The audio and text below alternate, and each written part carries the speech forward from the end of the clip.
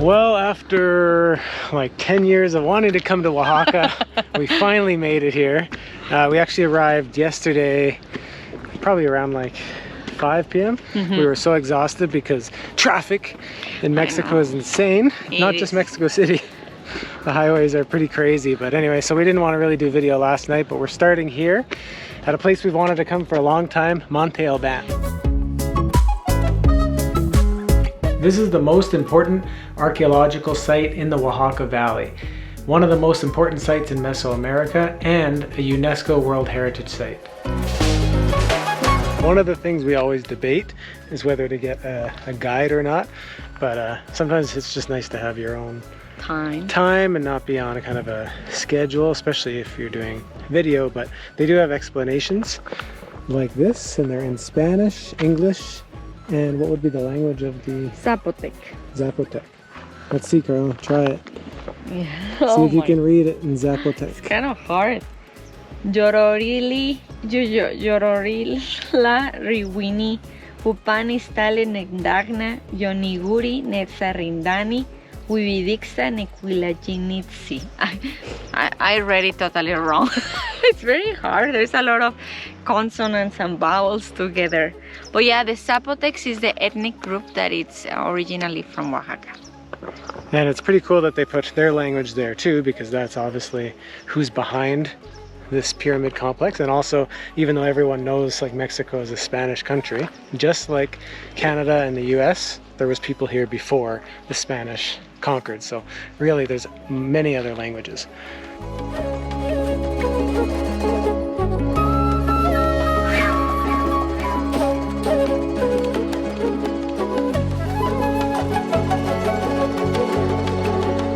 Well, neither of us expected that when we walked to the top of that pyramid, I guess, that there'd be another one up here. And one of the great things about Monte Alban is because it's built basically on top of a mountain, the views are really beautiful. So it's a great way to see the mountain ranges, which we were told actually come from the same mountain ranges as the Rocky Mountains, but as well as like views of Oaxaca and I think other nearby towns. So it's a really cool place to come, even if you don't get much out of, you're not too much into archaeology and history and stuff like that. It's still a great place to come for beautiful views. I don't know if many of you know, but we actually eat this plant. Matthew doesn't love cactus that much because when you cook it, it kind of delivers it almost looks like saliva. But anyway, it's pretty nutritious and it's good.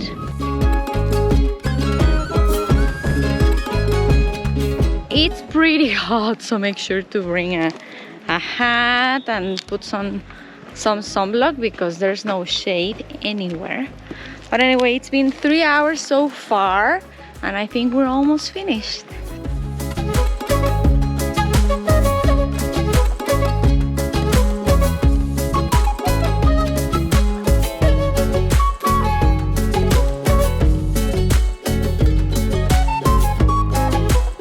Well, I think that's it for our time here. It's getting a little bit too hot now, but it's crazy how big it is. It felt like every time we walked to the top of a pyramid, I was just expecting a view, but there was like another complex of pyramids. So really big site, really cool to see. But now we're gonna head into the historic city of Oaxaca and explore the downtown core.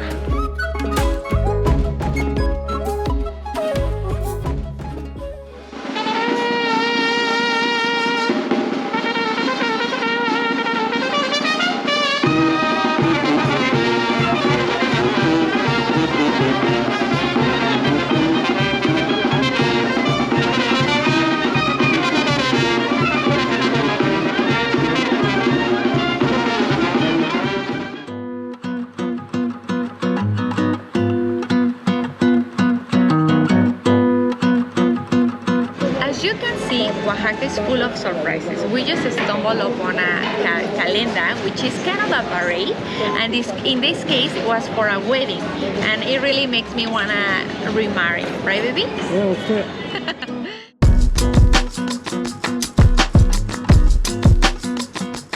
definitely not Mexican street food. This is a more fancy restaurant for sure. What are you having, baby? I don't know. You might have to explain this one. Well, tlayuda is a very popular dish in Oaxaca, and it looks like a chunky quesadilla, but you can pick your ingredients inside. This one has shrimp and cheese, and on the side there's guacamole and another kind of salsa. What I found so far in Oaxaca is that they're so proud of their ingredients, and they try to use everything so natural and right from the earth.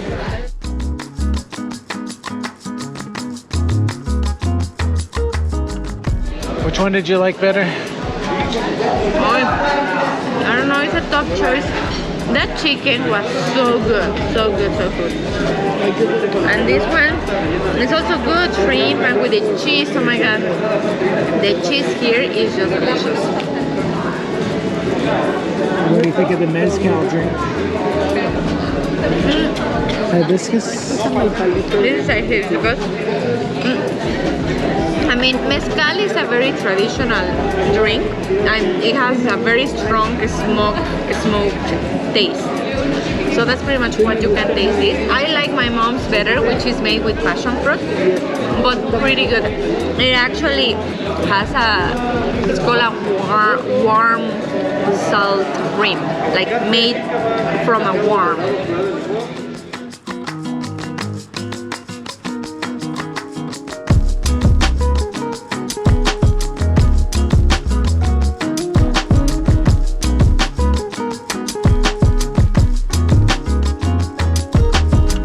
Luckily on our walk we actually found a place to try a really unique drink called tejate, which is from Oaxaca, and this is actually the origins of chocolate as we know it today. So of course the Spaniards took it and made it into, well, closely to what we know as it today, but this was the original drink. So it has the basically chocolate or like the cocoa plant, as well as maize, so corn, mame, I don't know if we have that in English, but the mame nut, as well as like flour from the cocoa plant. And I'm not sure if I'm missing anything else, but it's good. It has like a little bit of chocolatey flavor, a bit nutty, really cool.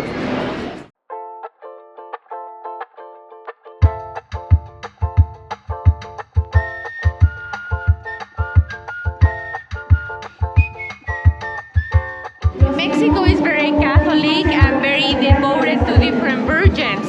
And today is the celebration of the Virgin of Oaxaca, which is the Virgin of Soledad, and this is her church.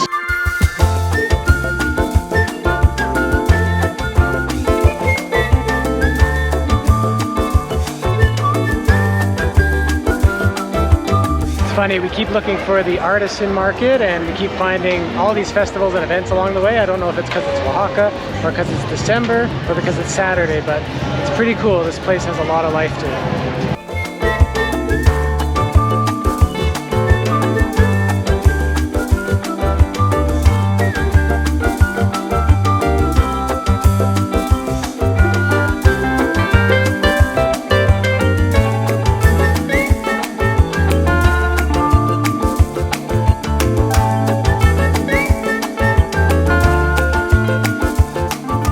How are we finishing off the night? With hot chocolate from Oaxaca. Oaxaca is also known to have very delicious cocoa. So we're having a hot chocolate with this bread that is called pan de yema, that if I translate it is bread of egg yolk. So the way that we Mexicans have some hot drinks, especially hot chocolate, is just with a bread like this, and then you just soak it and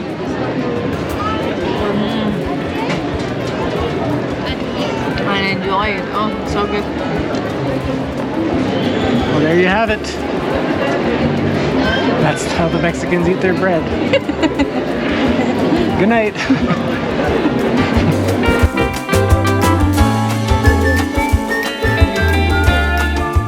Today we're doing something different. We're getting out of Oaxaca City and going on a little road trip. So the actual journey itself is about 3 hours. That's just the driving time. So of course it's gonna take us longer, but we've kind of designed it to see as much of the cultural aspect of Oaxaca as we can. So to start things off, we're here in a place that's famous for their tapestry. Located 30 kilometers east of Oaxaca City, this village has gained worldwide fame for its production of woolen rugs and tapestries, a tradition that dates back to pre-Hispanic times and has been passed down through generations. During our visit, they taught us how to distinguish between naturally made and synthetic rugs, as well as the whole process for making one, from the washing, brushing, and spinning of the wool to the creation of natural dyes, which includes colors made from flowers, minerals, and even crushed bugs. Then we learned that many of the designs are inspired from the Zapotec symbols and are made with a weaving machine introduced by the Spaniards. This was really an interesting and fascinating tour.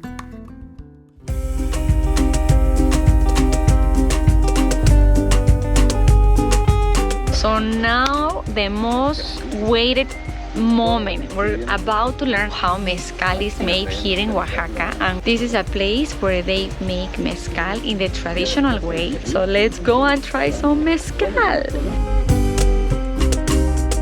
So the palenque is actually the name that Oaxaca gives to the place or the farm where they grow the agave. This was a very extensive tour that taught us so much. We learned that there are more than 250 kinds of maguey and that it can take up to 40 years to mature. One of the cool things about this Mezcal palenque and why I wanted to visit it is because it's completely organic. So the reason why they grow these plants here in the middle of the agave is because it lets them know if they're overwatering it or not. And then all the little bugs that they don't want in here, they release their chickens at night, and the chickens come in and eat all the bugs. So they work together with nature. And another really cool thing too is it takes about 40 years to grow the plants. So this guy won't even live long enough to taste, the fruits of his labor, but his grandchildren will. So how cool is that?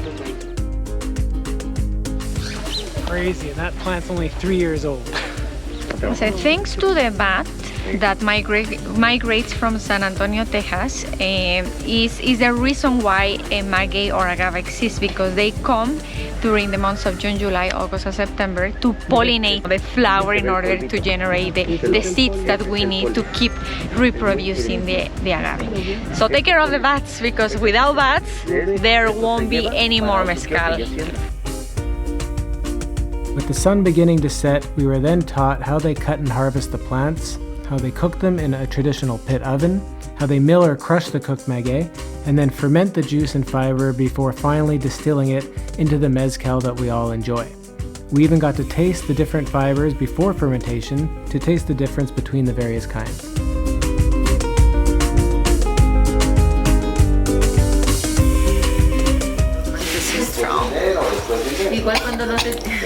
So now for the best part, we're going to be trying 15 of the different mezcals, and we were told that you're actually supposed to do half first, swish it around your mouth like mouthwash, and I guess it kind of seals your mouth so that you can better taste the flavors of the mezcal after.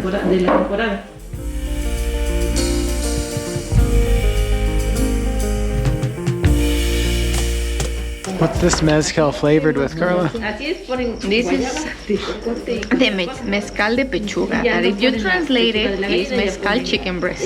Because literally they have a chicken breast that delivers the oils and drops into the mezcal in the distillation process. But the reason why this was created was because when the Spaniards came, they were running out of brandy. So they made their own recipe of mezcal, which is a combination of different fruits and the grease of the chicken breast to resemble that flavor. Also because they didn't want to drink the same that the indigenous people drink. So this one was created by the Spaniards. So let's see. So tell us, does it taste like brandy? I don't know, because I don't drink brandy, but it tastes different than the rest for sure. You tell me. Does it taste like what? It tastes like a McNugget.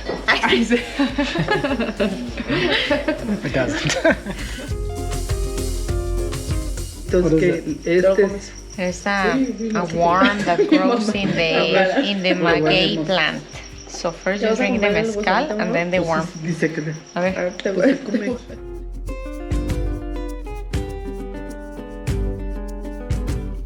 Doesn't taste like anything, like mezcal. Ya no tienes de los. We'll just wait 45 minutes when it kicks in and you start seeing things. Sí. 69%. And the 15th one is 69% alcohol. So I said just a small sip. 69. I don't blame them. Chiquitatelo. Yeah. Despacito, María. It's getting rid of COVID though. Esto es para matar COVID, dice. Is that enough mezcal for the night? Yes, it was enough. I actually didn't finish my 15 shots because someone has to drive. But it was such an amazing experience. Oh my God, we learned so much. It's so much information. Allow yourself to be here a good 3 to 4 hours because the process is so complex and it's amazing. We're back to Mexico City. Time went so fast in Oaxaca. Yeah, that was our first time there. We've been wanting to go for such a long time, and it really is a special place. Like, of all the places we've been in Mexico, we've been to quite a few. I think that one has more culture than any other place we've seen. It seemed like every day we were like running into something, whether it was a wedding, some dancing, things like that. Like, really special spot in Mexico. Yeah, so many traditions and great food. Yeah, and definitely not enough time. Our days were very packed, so we definitely have to go back. Plus, there's much more to the state of Oaxaca than just Oaxaca City. So if you like this video, give us a thumbs up, hit that subscribe button, and leave us a comment. We'd love to know if you'd like to see more videos from outside Canada or about Mexico specifically. Okay, so how are we capping off the night? With a hot chocolate. Yummy. I'm super excited because Matthias doesn't let me have hot chocolate at night because I get fat. So I'm very excited.